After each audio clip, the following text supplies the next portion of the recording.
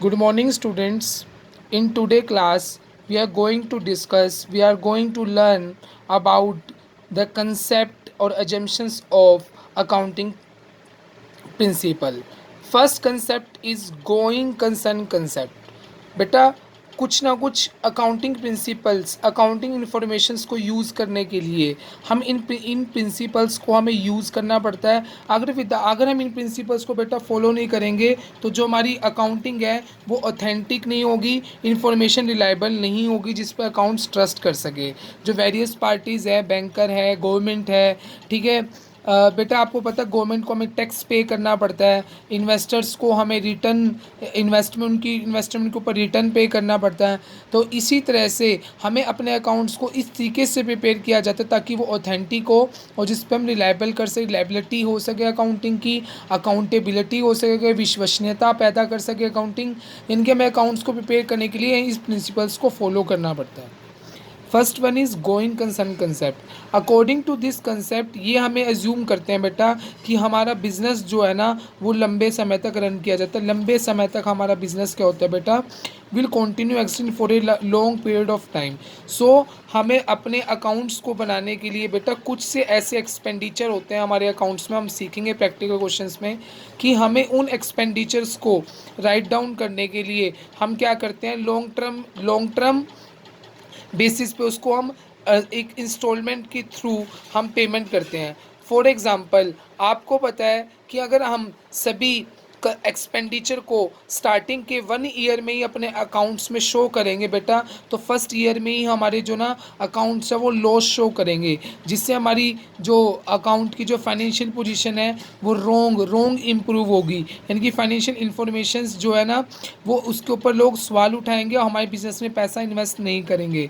तो इसलिए जो हमारे वो खर्चे जो लंबे समय तक जिनसे हमें बेनिफिट मिलता है तो उसको हम एक एज अ लॉन्ग टर्म मानते हुए हम उन खर्चों को जो एक्सपेंडिचर्स हैं उसको हम एक्सप्लेन करते हैं एक इंस्टॉलमेंट के through.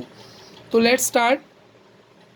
As per this concept, it is assumed that business will continue existing for long period of time. Business लंबे समय तक चलेगा.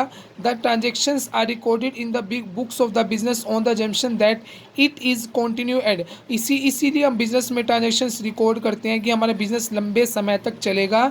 It is on this concept that we record fixed assets at original cost and depreciation is charged on their assets without reference to their market value. तो ऐसा कौन सा principal है बेटा जिसके बेस पर अपने एसेट्स को हम क्या करते हैं बेटा, ओरिजिनल वैल्यू पे दिखाते हैं जिस वैल्यू पे हमने एसेट्स को परचेज किया है, एंड हम इसी वैल्यू पर ही क्या लगाते हैं बेटा, डेप्रिसिएशन। बेटा एक डेप्रिसिएशन वो वैल्यू होती है जो हमारी एसेट्स की वैल्यू को कम करती है। बेटा हम एसेट्स को यूज़ करेंगे, for example plant and machinery को जब फर्म के द्वारा यूज़ किया जाएगा तो बेटा तो हर साल उसकी वैल्यू डिक्रीज होगी, उसी डिक्रीज वैल्यू को हम क्या बोलते हैं बेटा, depreciation. Depreciation is charge on these assets without reference to their market value. इसलिए हम डेप्रिसिएशन इसलिए चार्ज करते हैं क्योंकि हम ये मानते हैं कि जो हमारा बिजनेस है बेटा वो लॉन्ग टर्म चलेगा, लॉन्ग टर्म बेसिस पर मानते हो अपने एसेट्स में उन खर्चों को रिकॉर्ड करते हैं। So first principle is going concern concept. Second one is a consistency. Consistency concept का मतलब है कि आप अपने अकाउंट्स में एक प्रिंसिपल्स को अगर आप अडोप्ट कर रहे हो, एक मेथड्स को आप अडोप्ट कर रहे हो तो आप उसी मेथड्स के बेस पे अपने अकाउंट्स को प्रिपेयर करोगे ताकि आप कंपेरेबिलिटी कर सको। This concept that accounting principle and method should remain consistent from 1 year to another. जैसे मैंने आपको बताया बेटा जो हमारे प्रिंसिपल हैं, जो हमारे कंसेप्ट्स हैं, जो हमारे आइडियाज़ हैं वो हमें एक ही यूज़ करने पड़ेंगे हर साल के लिए ताकि हम अपने अकाउंट्स को कंपेयर कर पाएँ। फॉर एग्जांपल अगर डेप्रिसिएशन लगाने के बेटा 2 मेथड्स होते हैं, स्ट्रेट लाइन और diminishing method.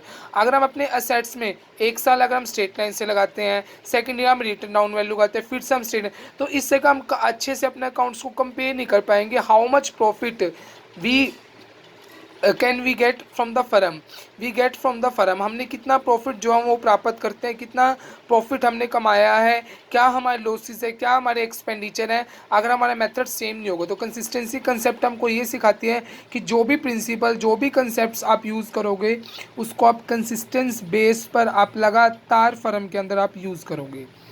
Accrual concept. Accrual concept basically is a recording of all transactions for a particular financial period. For example, accrual concept आपको ये कहता है कि आपको 12th मंथ की एक्सपेंडिचर और 12th मंथ की आप इनकम रिकॉर्ड करोगे, वेदर इट इज़ पेड और नॉट। एक्रूवल कंसेप्ट आपको ये कहता है कि ड्यू बेसिस पे एक फाइनेंशियल ईयर के खर्चों को अकाउंट्स में दिखाया जाएगा, वेदर इट इज़ पेड और not.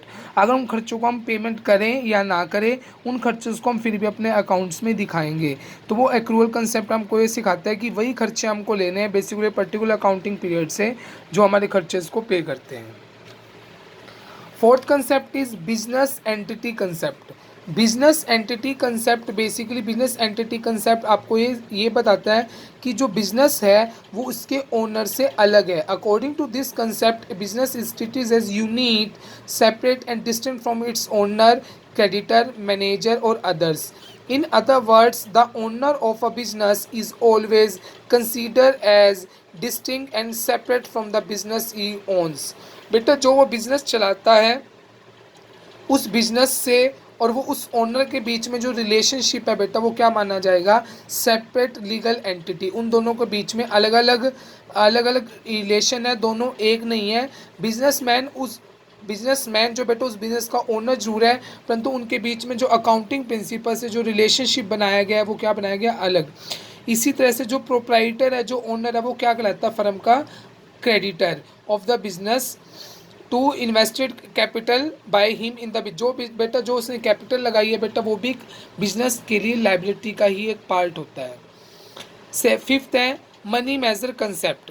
According to this concept वही ट्रांजेक्शन्स जिसको मनी में मेजर कर सकते हैं उन्हीं ट्रांजेक्शन्स को हम बेटा अपने फाइनेंस अकाउंट्स में रिकॉर्ड करते हैं। फॉर एग्जांपल हम अपने अकाउंट्स की recording 5 machine, 100 chair, 20 fan, 5000 kilogram of raw material, 10,000 kilogram finish goods, हम इसको ऐसे रिकॉर्ड नहीं करेंगे। जब तक इनकी मॉनेटरी वैल्यू जो हम नहीं निकाल पाएंगे तब तक अपना अकाउंटिंग प्रिंसिपल जो है ना वो अकाउंटिंग इंफॉर्मेशंस के अंदर रिकॉर्ड नहीं करता है।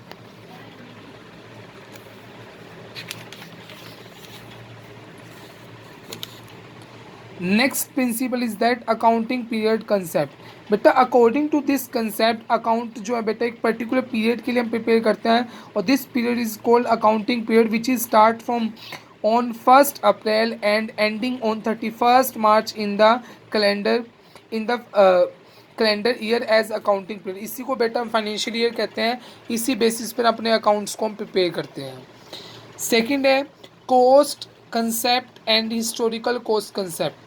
According to this concept, an assets is only recorded in the books of accounts at the price at which it was required. बेटा इसी हम अकॉर्डिंग टू दिस प्रिंसिपल हम अपने असेट्स को उसी वैल्यू पर रिकॉर्ड करते हैं बेटा जिस वैल्यू पर हमने उसको परचेज किया है, rather than its market value. बेटा मार्केट वैल्यू वो वैल्यू होती है जिस वैल्यू पर वो मार्केट में सेल लेने के लिए रेडी है कि जिस वैल्यू पर उसको बेचा जा सकता है। But according to this principle हम सिर्फ अकाउंट्स में उन्हीं वैल्यू को रिकॉर्ड करते हैं जिस वैल्यू पर हम अपने एसेट्स को जिस वैल्यू पर हम परचेज करते हैं। Dual aspect concept. According to this principle every business transaction is recorded has having a dual concept. बेटा प्रत्येक बिजनेस आपने अकाउंटिंग इक्वेशन में भी पढ़ा है, assets is equal to liability plus capital. एक ट्रांजेक्शन की 2 साइड ही एंट्री होती है, डेबिट साइड में भी और क्रेडिट साइड में भी। If one account is debited any other account must be credited. This system of recording transaction based on the principle is called double entry system. बेटा जो हमारा अकाउंटिंग प्रिंसिपल है वो कि जो हमारी अकाउंटिंग ट्रांजेक्शन है वो कौन से प्रिंसिपल के ऊपर काम करती हैं, double entry system. Whether double entry system means one account is debited, another account also भी must be credited. It is because of this concept that two sides of the balance sheet are always equal. इसी वजह से balance sheet की दोनों side का total क्या माना जाता है, इक्वल, क्योंकि हम डबल साइड अपने अकाउंट्स में एंट्रीज को रिकॉर्ड करते हैं। The following accounting equation will always hold good at a point of time. Assets is equal to liabilities plus capital. Thank you, students.